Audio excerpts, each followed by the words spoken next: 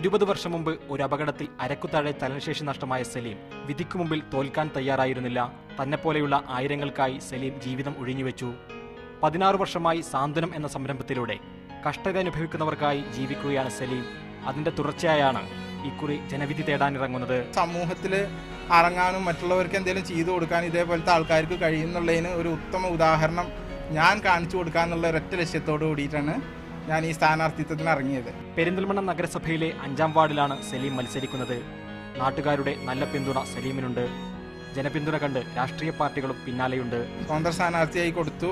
അപ്പോൾ പല ആൾക്കാരും ഇപ്പം എന്ത് ചെയ്തു, ഇപ്പം പല പാർട്ടികളും സ്ഥാനങ്ങൾ സ്ഥാനാർത്ഥികളെ പിൻവലിച്ചിട്ട് എനിക്ക് പിന്തുണ തന്നിട്ടുണ്ട്. ഇപ്പം ആകെ 2 മത്സരാർത്ഥികളുള്ളൂ. സലീം ചക്രമുരുട്ടി വരുന്നത് ഒരു ചരിത്രത്തിലേക്കാണ്. ഇവിടെ നിന്നും സലീം തെരഞ്ഞെടുക്കപ്പെടുകയാണെങ്കിൽ വീൽചെയറിലേറി ആദ്യമായി അധികാര കസേരയിലെത്തുന്ന വ്യക്തിയായിരിക്കും സലീം. മലപ്പുറത്തുനിന്നും ഡാറ്റസ് ഫെലായതിനൊപ്പം BK Suhail, media 1.